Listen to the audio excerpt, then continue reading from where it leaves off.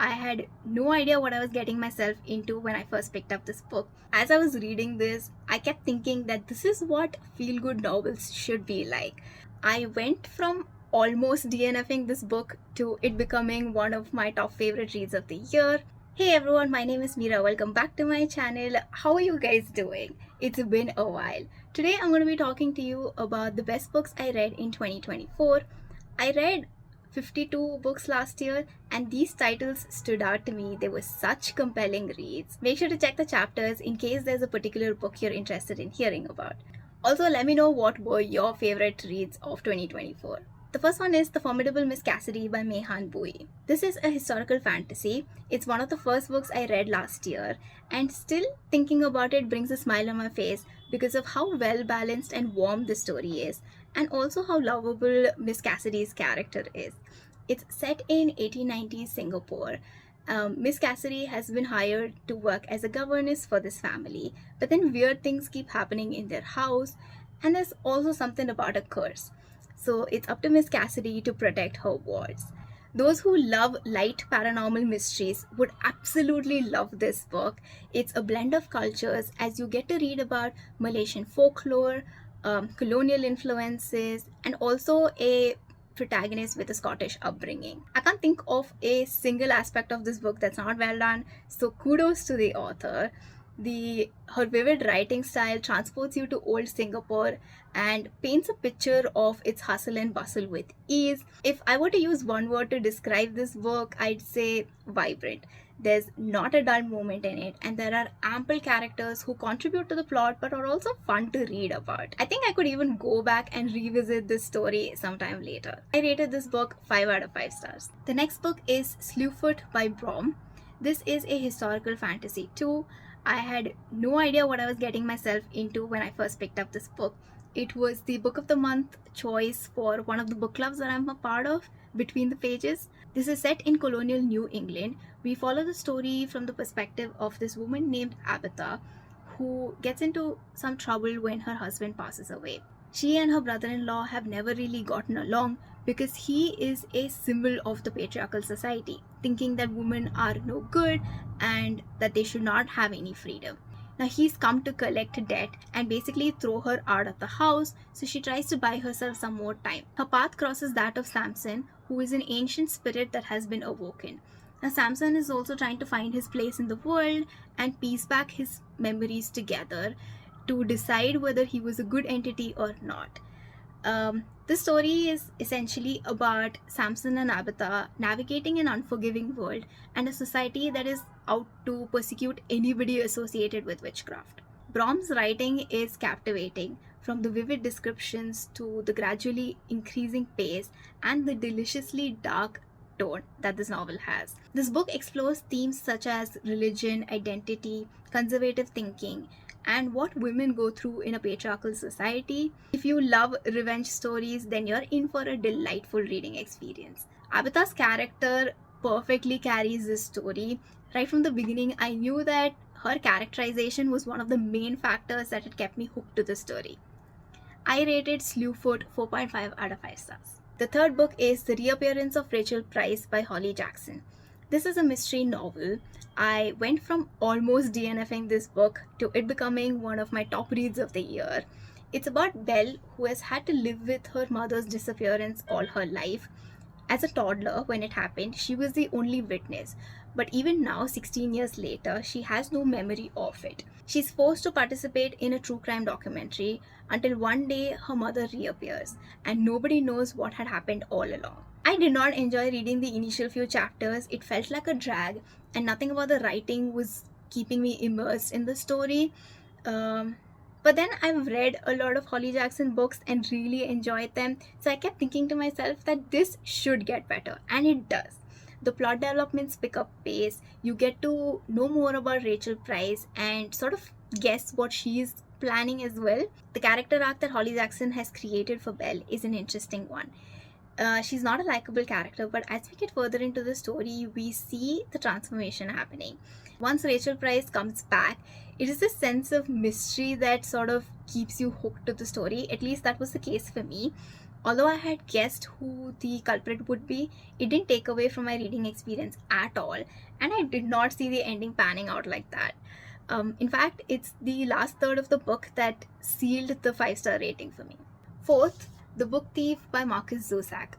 This is a historical fiction. There are so many incredible World War II books out there, but what truly makes The Book Thief stand out is that it's been narrated from the point of view of death. Death has been personified, and the character voice has been so well built.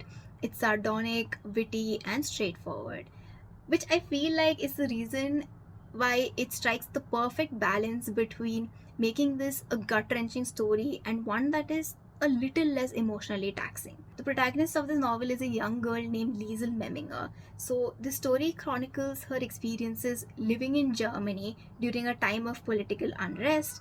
This novel is divided into 10 parts. The chapters are short, and the author's writing style is immersive enough to keep you engrossed in the story.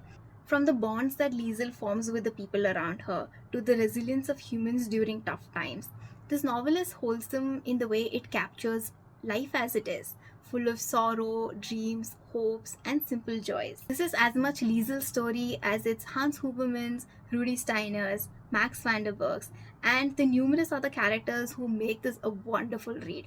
I can't recommend The Book Thief enough. It's an easy 5 stars for me.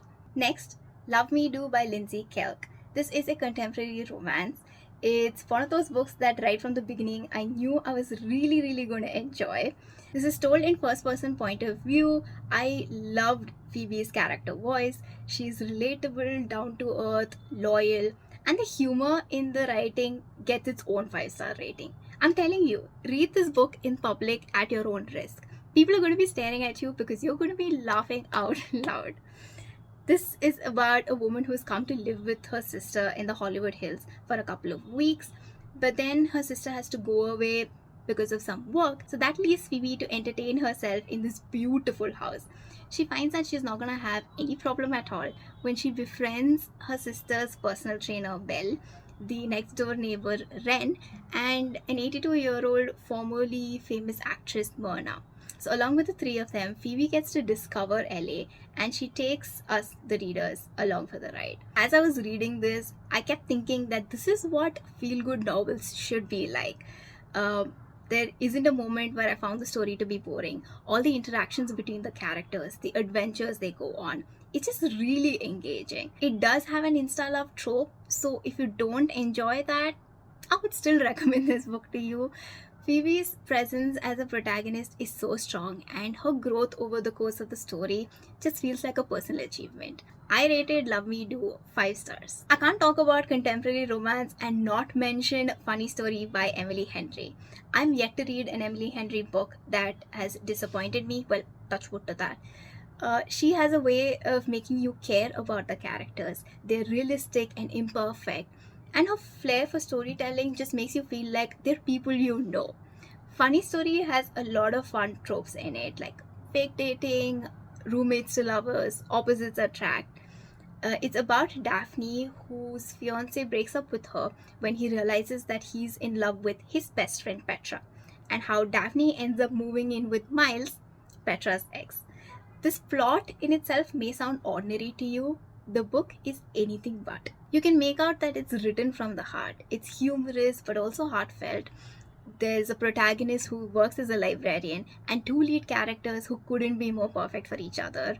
We get to know Daphne and Miles more and more as the story progresses. This book is as much about finding your sense of self as it's about opening up to others. There's one particular plot point towards the end that I wasn't a fan of. I usually find this done for the sake of conflict, but other than that, I absolutely loved reading Funny Story, and to say that it comes a close second to Book Lovers is saying a lot, because that's one of my all-time favorite reads. I rated Funny Story by Emily Henry 5 out of 5 stars. The sixth book is The Full Moon Coffee Shop by Mai Mochizuki. This is a contemporary novel that has magical realism in it. It reads a little bit like an anthology series, with each of the 3 sections being about 3 different characters, but in a way it's also interconnected. These 3 characters have reached a crossroads in their life. They are now feeling hopeless and unmotivated. One day, they discover this mystical coffee shop that is being run by cats. The cats review their astrological chart and share guidance with them. One of the main complaints I've heard about this book is that the astrological element becomes a little too boring. I can see how it may be redundant to some and also a little preachy, but this is a short read, one that you can finish in a day. I like the simplicity in the writing enough to remain invested in the story. Each of the characters' journey wraps up nicely, filling you with a sense of peace and comfort. I do consider this book to be life changing in a way because while I have been attuned to different forms of divination and spirituality, understanding more about astrology, the way the planets are positioned, was something of a new experience for me. So I rated The Full Moon Coffee Shop 4.25 out of 5 stars. If you're looking for a comforting read that isn't complex and filled with hope and a sense of wonder, then you must read this book. The last book I'm going to be talking about is We Used to Live Here by Marcus Cleaver. This is a horror novel. It ranks high up in the what the hell did I just read category. So if you love books that leave you second guessing everything that's going on, you should definitely pick this one up. This is about a queer couple, Eve and Charlie, who have recently bought a house to renovate. One day when Eve is all by herself at home, this family comes by. The father says that it used to be his childhood home and he wants to show his family around. Now Eve is super apprehensive about letting strangers into the house, especially when she's alone, but the people pleaser in her submits and she eventually allows them in. What was supposed to be a 15-minute stop doesn't end there. One after the other, strange things keep happening and the visit gets extended. The chapters alternate between different storylines and timelines, so it can feel like it's a lot to take in, but once the creepy things started happening, I was buckled in like a kid waiting for the roller coaster ride to start. It's unsettling and eerie. I had so many thoughts and theories going on in my mind while reading this book. There's quite a bit that's not explained properly, so fair warning, it's not for people who like clear-cut conclusions. If you don't like ambiguous endings, do not pick up this book. As a reviewer, while I was critically looking at this book, it's a 4-star read, but reading experience and impact wise, it's a definite 5-star read for me because till date I can't stop thinking about it. If everything I've just said sounds great to you, then please pick up this book. I hope you enjoy reading it as much as I did. Some other books that are still worth mentioning are Days at the Morisaki Bookshop, The 7-Year Slip, Vampires of El Norte, Kim Ji-young Born 1982, and The Devotion of Suspect X. I really enjoy reading these books too. I hope you enjoyed watching this video. If there are any books that you think you're gonna pick up, let me know in the comments below. I will see you soon with another video. Bye!